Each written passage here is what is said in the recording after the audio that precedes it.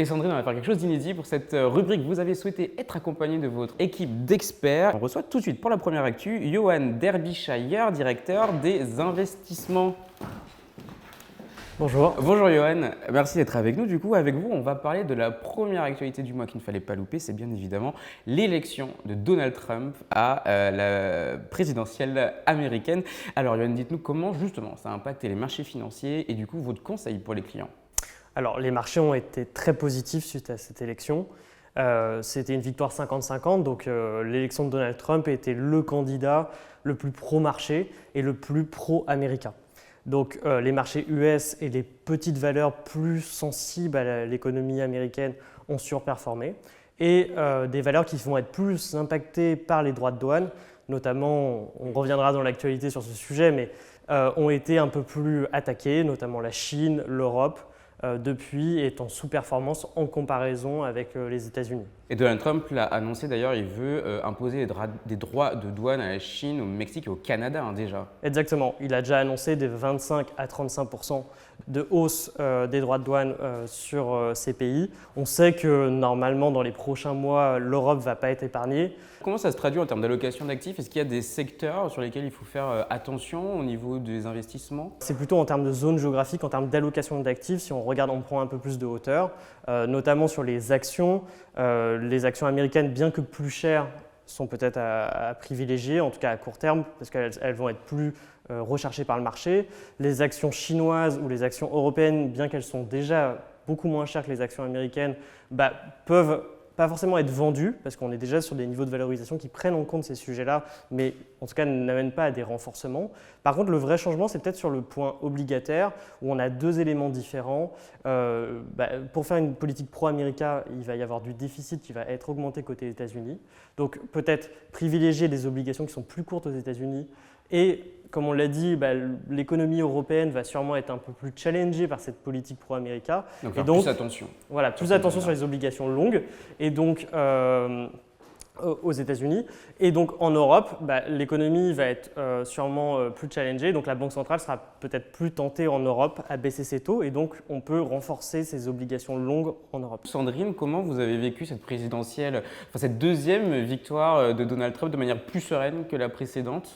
En fait, on a l'habitude de vivre avec des événements politiques, des événements de marché de façon très régulière. Moi, j'ai créé le cabinet, comme je le disais tout à l'heure, il y a 18 ans. Depuis 18 ans… Il s'en est passé des choses. Il s'en est passé des choses. On a eu la crise des subprimes en 2008, la crise de la dette sur la zone euro en 2011, la Chine, le yuan en 2015, enfin, j'en passe. Pour nous, la plus difficile, ça a été 2008.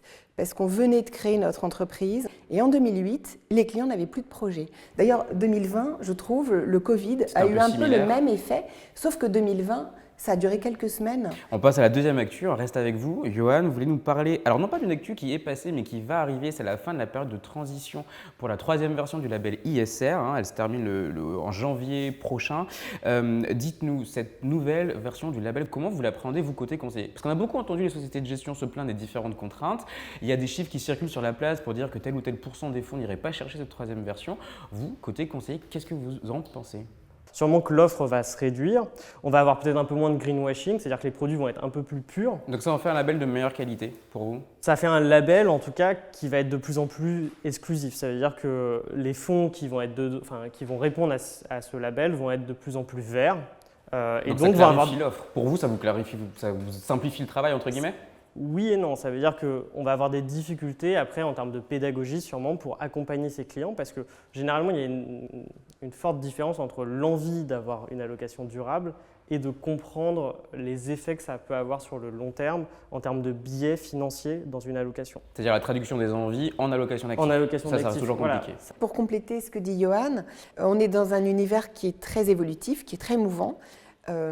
Il est arrivé chez nous en fait par le biais de la réglementation et donc des contraintes réglementaires qui nous sont imposées depuis quelques mois maintenant. Et puis bien sûr un écosystème qui s'enrichit avec des labels qui sont en évolution, des règlements qui sont en évolution aussi. Et nous on est un peu entre les deux, entre l'obligation d'aller sélectionner les produits adéquats et pour les proposer à nos clients. Merci Sandrine, merci Johan. On vous libère pour la troisième actu. Vous laissez votre place donc à Antoine Tranchimont, directeur du développement de Cara Capital. Bonjour Antoine. Bonjour Gaëtan. Donc vous êtes directeur du développement de Cara Capital et avec vous on va parler immobilier et notamment de cette loi d'Anaïs Anaïg Lemeur, dite loi peut-être injustement anti-Airbnb qui est donc passée il y a quelques semaines. Oui, c'est une loi qui a été promulguée le 19 novembre. L'objectif de cette loi, c'est de remettre sur le marché locatif de long terme des appartements qui sont aujourd'hui utilisés pour faire de la location courte durée. Et cette loi, elle a deux volets. Elle a un volet purement réglementaire et un volet fiscal. Sur le volet réglementaire, elle impose aux propriétaires qui veulent faire de la location court terme d'enregistrer leurs biens en mairie et la commune va disposer de nouveaux pouvoirs pour exiger éventuellement des changements de destination temporaires ou permanents. Et puis, cette loi prévoit d'ores et déjà pour 2034, alors ça fait un peu loin, mais c'est néanmoins prévu dans la loi, l'obligation de fournir un diagnostic de performance énergétique. Le fameux DPE. DPE, y compris sur la location courte durée, ce qui n'existait pas aujourd'hui. Puis cette loi, elle a donc un volet fiscal, comme je vous le disais. L'objectif, c'est progressivement d'aligner la fiscalité de la location meublée sur la location nue. Alors, sur la déclaration en micro-BIC, la loi prévoit un abaissement des seuils maximums annuels autorisés pour être en micro, ainsi qu'un abaissement des abattements forfaitaires.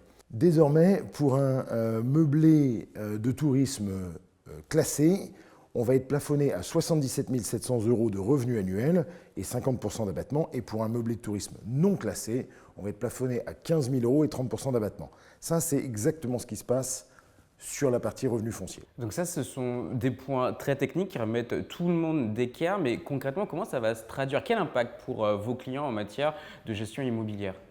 Je pense que l'objectif de cette loi étant de limiter l'utilisation d'appartements en meublé touristique, il faut mettre en garde nos clients contre peut-être cette volonté d'investissement, puisque cette loi n'est peut-être que le début d'un durcissement des règles.